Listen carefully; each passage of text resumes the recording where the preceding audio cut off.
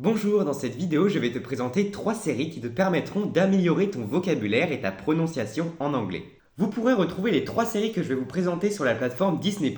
Il n'y a pas de placement de produit, c'est simplement la plateforme que j'utilise personnellement. Dans cette vidéo, il n'y aura pas de spoil, le but est de vous donner envie de regarder ces séries pour améliorer votre anglais. J'ai organisé les 3 séries par ordre croissant de difficulté, de la moins difficile à la plus difficile à comprendre. Commençons tout de suite par la première série, Mandalorian. le Mandalorian. Cette série est dans l'univers Star Wars et prend place pour les connaisseurs entre la chute de l'Empire et l'émergence du Premier Ordre. Nous suivons un chasseur de primes plutôt solitaire dont nous découvrons la personnalité au fur et à mesure de la série. Il va se lier d'une forte amitié avec un être plutôt curieux. Je n'en dis pas plus, vous le découvrirez dans la série. Mando est mené par un fort attachement à ses origines. Il vient d'une civilisation décimée par la guerre qui lui a enseigné à protéger les êtres plus faibles que lui. Dans cette série, vous trouverez un accent américain. J'ai choisi de la désigner comme la série la plus simple à comprendre, car il y a moins de dialogue que les 2 autres séries. En effet, on admire souvent des paysages, et Mando est souvent seul. Ce ménagement des dialogues, qui reste quand même multiple dans la série, permet d'avoir des pauses entre les dialogues, ce qui peut être appréciable si tu débutes l'anglais.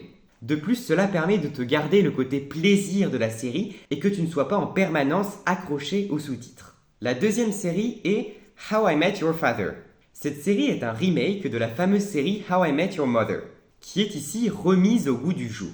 How I Met Your Father est ce qu'on appelle une sitcom, S-I-T-C-O-M, c'est-à-dire une série à visée humoristique avec des épisodes autour de 22 minutes qui prennent place dans un nombre restreint de lieux. Dans cette série, Sophie, en 2050, raconte à son fils comment elle a rencontré son père. Elle raconte sa jeunesse qui prend place en 2022 avec sa bande d'amis. On s'attache vraiment aux personnages et on a envie de savoir ce qui va leur arriver. Sophie ménage le suspense. Elle ne révèle pas directement qui est le père de son fils, mais laisse les spectateurs se faire leur propre idée. Je trouve ce remake plus facile à comprendre que la série originale How I Met Your Mother, car en fait elle prend place aujourd'hui dans notre société actuelle, alors que la série How I Met Your Mother, elle a été publiée entre 2005 et 2014. On comprend donc plus de références et on s'attache plus facilement aux personnages. Cette série est vraiment super pour améliorer son anglais, car on y rencontre un anglais du quotidien aux États-Unis, un anglais qu'on parle entre amis. On peut grandement améliorer son accent en écoutant cette série, et on découvre du vocabulaire de la vie de tous les jours, plutôt familier qu'on n'apprend pas en classe.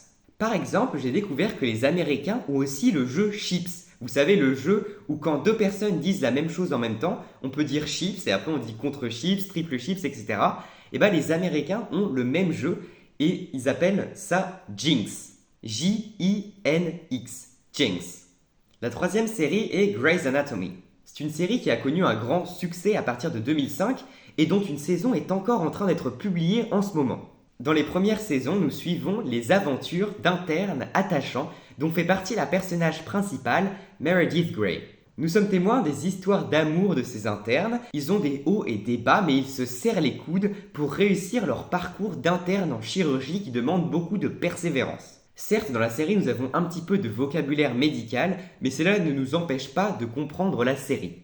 J'ai mis cette série comme la plus compliquée des 3 car il y a une variété d'accents. En effet, les personnages viennent d'origines différentes et ont donc des accents différents. Ainsi, vous pouvez découvrir les différents accents anglophones dans cette série et vous entraîner à les comprendre. Cette série est également intéressante à regarder en anglais car elle traite de la vie quotidienne avec les histoires d'amour et la colocation notamment. Voilà, j'espère que cette vidéo t'a plu. Si c'est le cas, n'hésite pas à mettre un pouce bleu, à t'abonner à cette chaîne YouTube, ça me fait super plaisir de voir notre communauté grandir, à partager cette vidéo avec tes amis qui pourraient en avoir besoin et à mettre un commentaire si tu as des questions ou des remarques. Il ne me reste plus qu'à te souhaiter une excellente journée et surtout garde confiance en toi. Salut!